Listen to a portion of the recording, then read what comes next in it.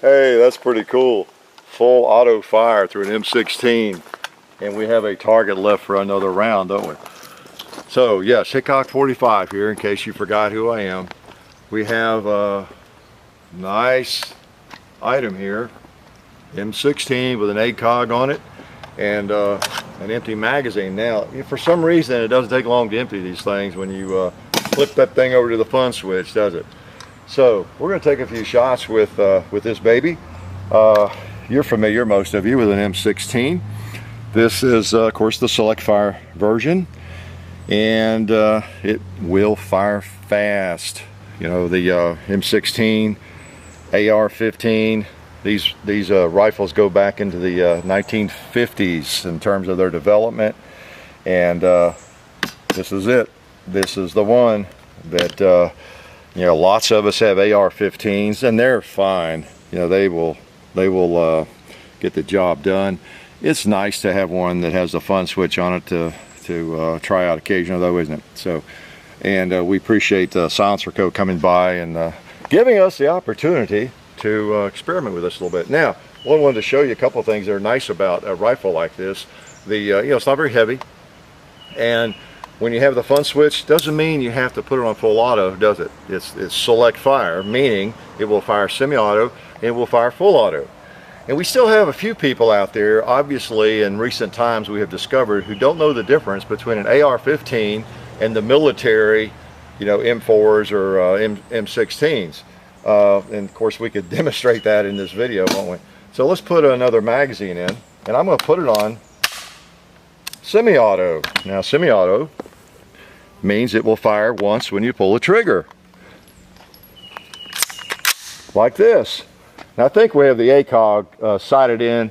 We just did a quick job on it, but let's see. Yeah.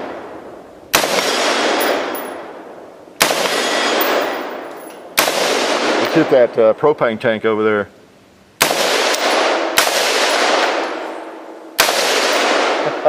Oh, a couple 2 liters. Let's see, right there. Let's get that red one.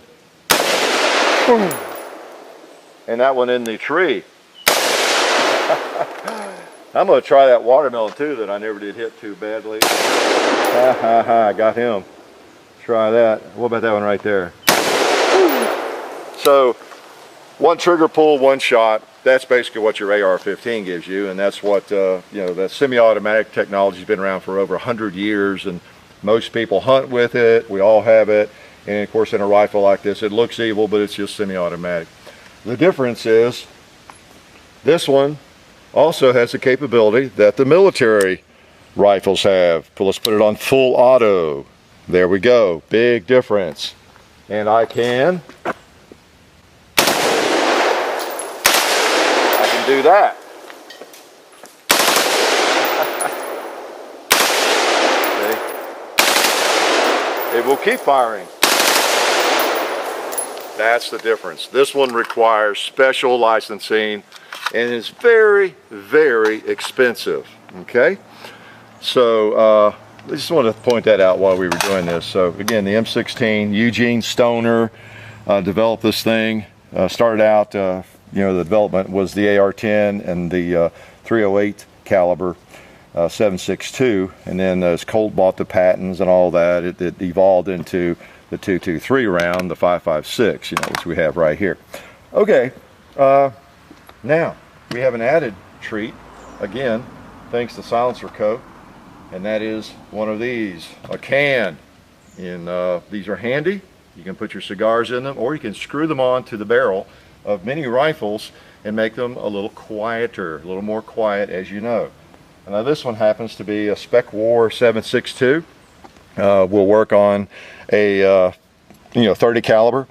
In fact, we used it on an AR-10, and it will work also on 5.56.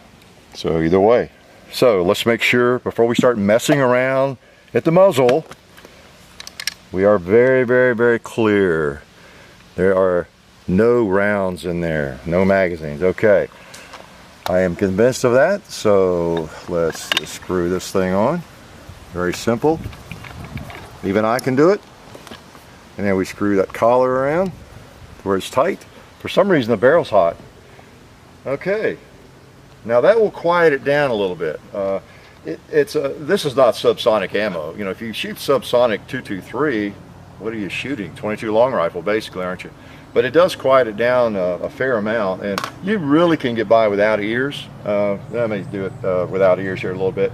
You wouldn't want to shoot anything that has, you know, that's kind of loud, that's rather loud, extensively. You know, there's not a macho thing here about not wearing earplugs, anything like that. It's you just don't want to hear gunfire, even 22 long rifle, you know, over and over and over. And again, the effect is cumulative. But I'll try a little bit here without the ears. All right, since I'm deaf anyway. Huh? All right. Okay, let's put a magazine in. 5.56, and we will have some less noisy shooting. I like the ACOG on there. You know, I put that ACOG on my SCAR 17 for a while. I don't know, it just didn't seem to work as well as it does on the 5.56. Could be because I think it's designed for a 5.56. And this is my upper, actually, my Colt 6920 upper, and we've got the M16 lower on that. All right, so let's see if it still hits to the same point of aim with the suppressor on it. I'll take a couple shots at that red plate again. Got the little green chevron up there in the scope. Boom.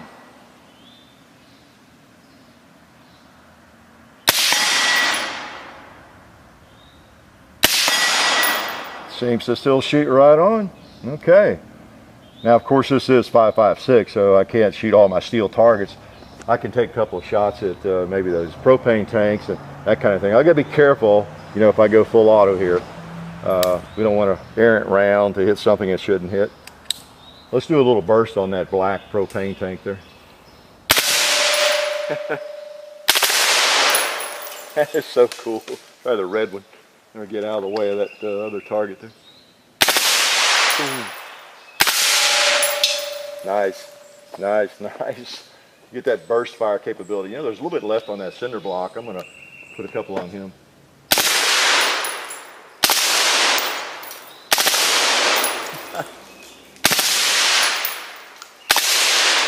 Nice. You can just chew things up with this thing. Woo! What else do we have here that needs to be shot? We got several. Obviously, somebody put a dryer on the range. I wonder if that's a target. That might just be where my wife was storing the dryer. Well, she shouldn't put it there, or she's gonna get it ventilated. Let's try. I'm gonna put a shot on that watermelon down there to the right of it. Yeah, there's a little bit left there. All right, because we want a full magazine before we work on that dryer. Okay, we want to give it the proper attention. Whew. Again, this is some rig. You know, it's tough work, as I've told you all before. You know, have to shoot things like this. You know, here we got an ACOG. You know, we've got an M16. We've got a silencer code suppressor on it. We have just a cool gun, Colt upper. You know, it doesn't get a lot better, does it?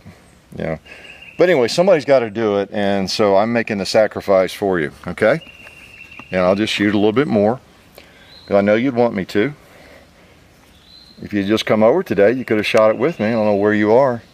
You shouldn't be wasting time behind your computer screen. You should have come to Tennessee. Just kidding. Okay.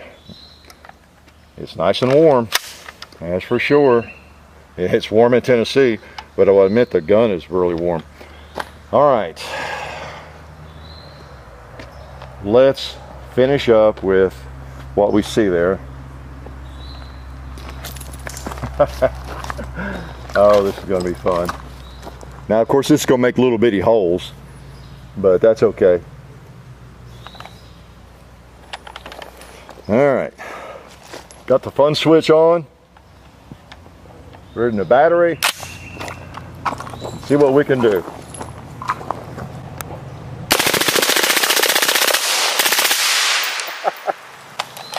Let's try a couple more. I think I have another magazine here.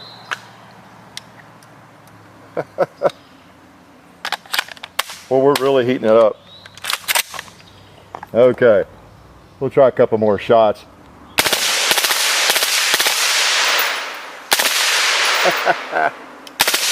Nice. Cool. It's almost hard to see, the holes are so small. I'll bet they're 22 caliber, right? We've demonstrated that before, you know, in a video, how a 22 long rifle makes the same size hole as one of these, and there's a really good reason for that. They're both 22 caliber, but this one comes out with a little more punch, right? Boy, we've got her smoking now. Everything is hot, really smoking, and it's actually not smothered in ballast or oil either. It's just hot. So I wouldn't want to tell. Look at it, it's almost turning blue. So M16, as I described, quite a rig, and you know, no home is complete without one of these. Life is good.